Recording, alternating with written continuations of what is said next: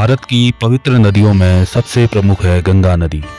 इसकी कहानी शुरू होती है हिमालय की गोद से।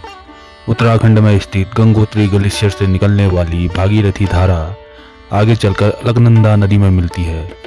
इन दोनों नदियों का संगम देवप्रयाग में होता है और यहीं से इसे गंगा नाम मिलता है। गंगा नदी तंत्र केवल एक नदी नहीं बल्कि नदियों का विशाल परिवार है। इसमें यमुना, घाघरा, गंडक, कोसी जैसी कई सहायक नदियां शामिल हैं। यह नदी उत्तराखंड से निकलकर उत्तर प्रदेश, बिहार और पश्चिम बंगाल होते हुए अंत में बंगाल की खाड़ी में मिल जाती है। गंगा के किनारे बसे शहर जैसे हरिद्वार, प्रयागराज और वाराणसी सदियों से आस्था और संस्कृति के केंद्र रहे हैं। यह नदी लगभग 2525 किलोमीटर की यात्रा तय करती है और करोड़ों लोगों को पानी, खेती और जीवन का आधार देती है। गंगा नदी तंत्र भारत की अर्थव्यवस्था, कृषि और जैव विविधता के लिए भी अत्यंत महत्वपूर्ण है। इसकी घाटी दुनिया की सबसे उपजाऊ भूमि में से एक मानी जाती है।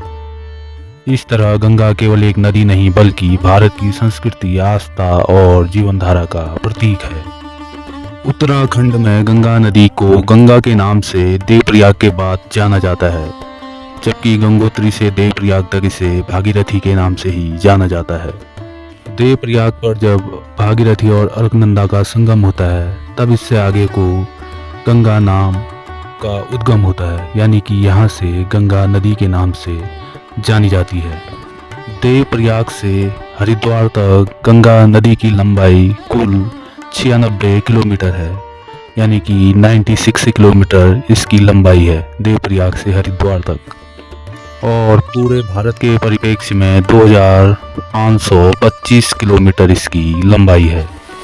बात करें भागीरथी उपतंत्र की तो इसकी लंबाई 205 किलोमीटर है।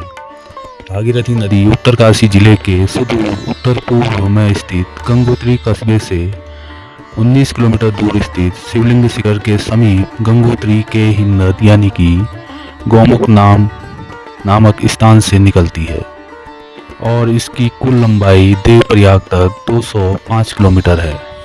और इसी भागीरथी उपतंत्र में टिहरी गढ़वाल में भिलंगना का संगम होता है, जहां पर टिहरी डैम स्थापित है, यानी कि टिहरी जलाशय भागीरथी और भिलंगना के संगम पर स्थित है। आगे चलकर यह देवप्रयाग में अलकनंदा के साथ संगम करती है और आगे को गंगा नदी के नाम से जानी जाती है। तो दोस्तों, यह था गंगा नदी तंत्र का एक उपतंत्र भागीरथी नदी का इतिहास। अब बात करते हैं अगले उपतंत्र की, यानी कि अलकनंदा नदी तंत्र की।